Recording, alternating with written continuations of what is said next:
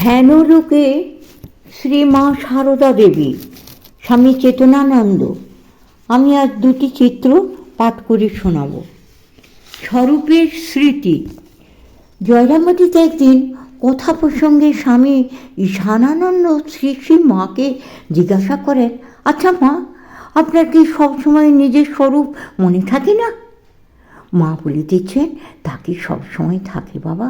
তাহলে কি এসব কাজকর্ম সব সময় করা চলে? তবে কি জানো, এসবের ভিতরে যখনই ইচ্ছা হয় সামান্য চিন্তাতে দপ করে উদ্দীপনা হয়। মহামায়ার খেলা সব বুঝতে পারা যায়।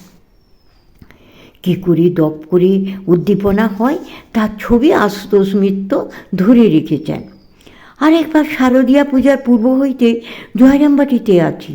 দেবী পক্ষে জনৈক ভিকারি আসিয়া সীমার বাটির খিড়কিদ্বারে আগমনে গাহিতেছে।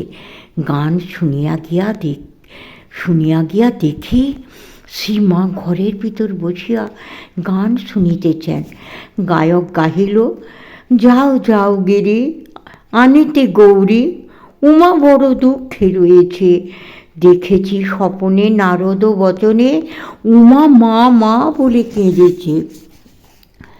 ভাঙর ভিকারি জামাতা তোমার, সোনার ভ্রমরী গৌরী আমার। উমার যত বসন ভূষণ, বেটা তাও বেঁচে ভাঙ খেয়েছে। গান হইয়া গেল। সীমা চুপ করিয়া একভাবে বসে আছেন। ভিক্ষুক ভিক্ষা চাইল, সীমার উত্তর নাই। চারিটি পয়সা দিয়া ভিক্ষুকে বিদায় করিলাম। প্রায় 10 মিনিট অতীত হইল। সীমা একভাবে বসিয়া। তখন তাহাকে ঘরে যাইতে বললাম। প্রথমবার উত্তর পাইলাম না। দ্বিতীয়বার বলায়, চলো যাচ্ছি, ভালো লাগে না। অপেক্ষা করিলাম যতক্ষণ না উঠেন। অকর্তা উঠিয়া ঘরের মেজোয় গিয়া বসিয়া পড়িলেন। ভাব দেখিতে থাকিলাম। খানিক পরে নিজে নিজে বলিতে থাকলেন, আর কদিন, অনেক কাল হয়ে গেছে যে। ক্রমে প্রকৃতস্থ হইয়া তেল মাখিতে লাগিলেন। দেখিয়া চলিয়া আসিলাম। একটি অবিস্মরণীয় চিত্র। একবার মা বলরাম মন্দিরে ছিলেন। লাটু মহারাজও সেখানকার একটি নিচের ঘরে থাকতেন। মা নিত্য তাঁর লাটুর জন্য প্রসাদ পাঠাতেন। অন্য ভক্তদের মতো লাটু মহারাজ রোজ মাকে প্রণাম করতে যেতেন না। তাতে জনৈক ভক্ত কারণ জিজ্ঞেস করায় তিনি বলেন, মাকে মানা কি সহজ কথা রে?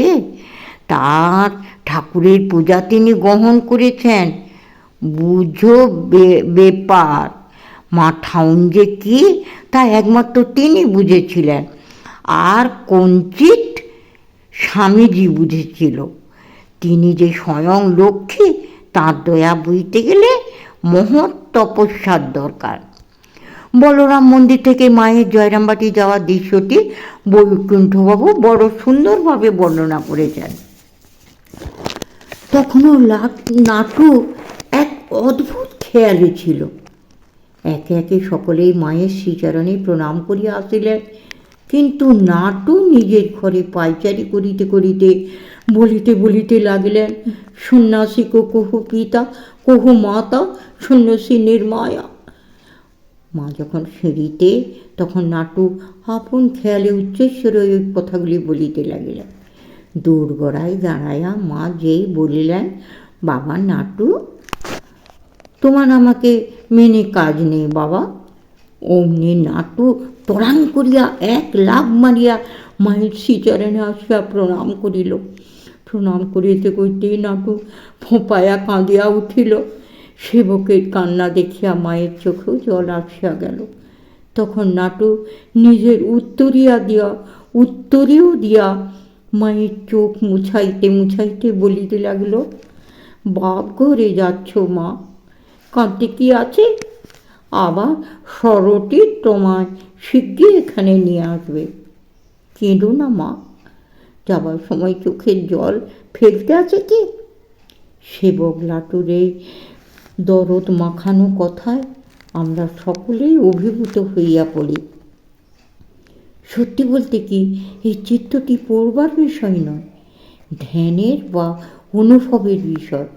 সাধারণত মা সন্তানের চোখের জল মুছিয়ে দেন, সন্তান মায়ের চোখের জল নিজের কাপড় দিয়ে মুছাচ্ছেন, দেখা যায় না।